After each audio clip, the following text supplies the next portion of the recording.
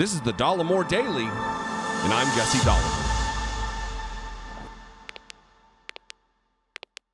Tucker Carlson fashions himself as an intellectual. He is certainly an elitist. He is one of the heirs to the Swanson frozen food empire. He is also a demagogue and a white supremacist. And it is absolutely beneficial to him to forward his agenda, to stifle the campaigns of liberals and especially progressives in these races. John Fetterman is now a target of Tucker Carlson, except Tucker Carlson, while wanting to be reputable, just can't help himself of delving into bizarre conspiracy theory land and making insane proclamations that, I'm going to play this clip, and it's not a joke. It's a joke because it involves Tucker Carlson, but he is asserting that John Fetterman, the Senate candidate who just recently had a stroke, that he is now becoming a cyborg who's unstoppable, and that maybe he'll be hacked. His brain will be hacked, and he'll be able to be remotely controlled. But it's what?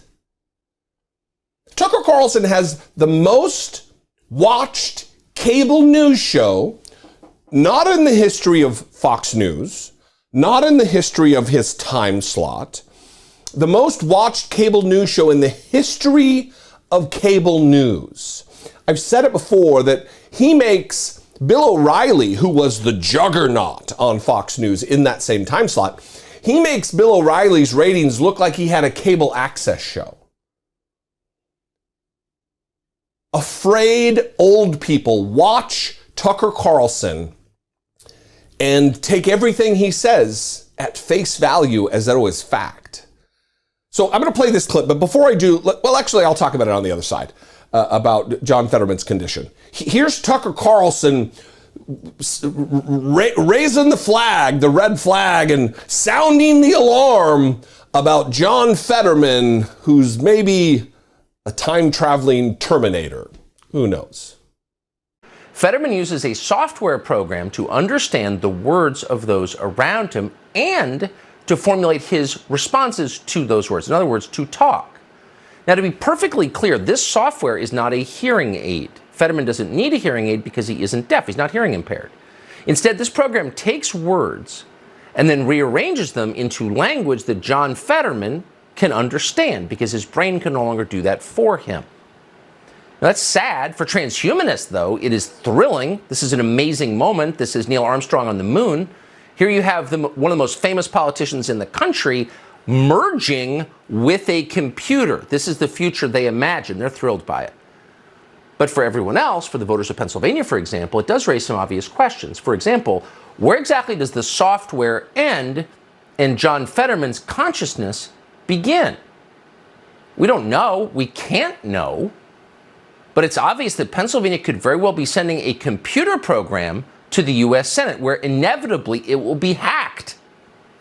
Yesterday, MSNBC sat down with John Fetterman and his thinking machine to assess where the man ends and the machine begins. And the initial impressions were not at all encouraging. All right, so it is all a bit much. But here's John Fetterman had a stroke. When you have a stroke, there is, I'm not a doctor, I'm not a psychologist, I don't understand the nomenclature of the brain, but the way I understand it is when you have a stroke, certain areas of your brain turn off as a defense mechanism, and then they slowly come back. If you know someone who had a stroke and they had difficulty walking, but they gained the ability to walk with no problem. There were speech limitations, and then those go away. And there's healing. The brain heals itself. That the plasticity of the brain is a remarkable thing.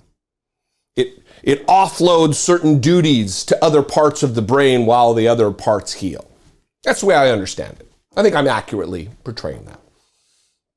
So when John Fetterman did an interview this week, where he had a transcribed version of the question, it's because speech gives him difficulty in this moment, right now. But he could read the question very well. It's a mystery. We don't know. The brain is very, very confusing. So that's the way he conducted the interview. He spoke well. He articulated his answers well. It was just that little hiccup of having a transcribed version of the question in written form. But Tucker Carlson wants to act like they rearranged the words in some weird language that he can understand. Like it's coding language or something. They had the question written down for him. And this whole thing about he's merging with a computer only serves to frighten his low information, possibly no information audience of elderly people, because Fox News's audience is aging out, and sparking fear in them that somehow John Fetterman will be able to be hacked like a computer. When he said, where exactly does the software begin and John Fetterman's consciousness begin? We don't know. We can't know. It's all insane that he's posing this, he's presenting this as though it's a legitimate question. Where does the man end and the machine begin? They'll be hacking and telling him how to vote for the next 6 years. All of this is fantasy land. The technology doesn't even exist. He thinks that John Fetterman, or at least he thinks that his audience will think, that John Fetterman is some kind of $6 million man. We have the technology, we'll rebuild him. When all they did is write the question down and have it on a monitor for him. And obviously, he is becoming well. He is communicating unfettered. But that's not the information that he or many of the mainstream media are wanting to make this a big deal.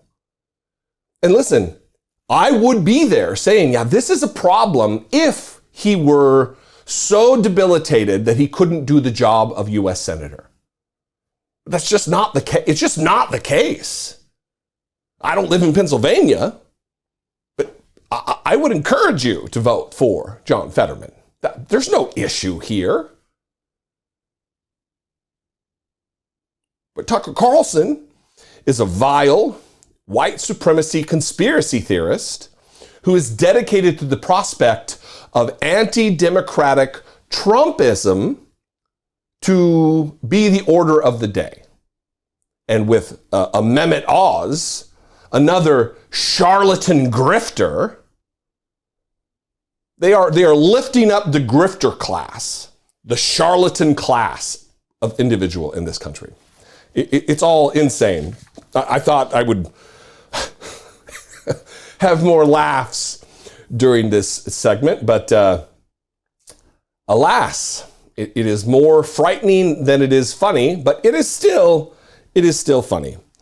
Anyway, what do you think? You can call, leave me a brief voicemail, 714-576-4054. Of course, you can email me daily@dollemore.com. Follow me on social media. I'm at Dollemore just about everywhere. And if I bring you value, please consider supporting my work. Click the join button below. Become a channel member for $2 a month. Pennies a day. You can become a channel member. Help support what I do right here. If I'm able to marshal the size of my audience, I'm almost to 400,000 subscribers. If 1 or 2% were to become channel members, this entire operation would really shift gears in a major way. So don't think that a $2 channel membership subscription doesn't help. It helps a lot. You can also go over to patreon.com/IDoubtItPodcast. I love you guys. I'll see you next time. Until I do, be genuine. Take care of one another.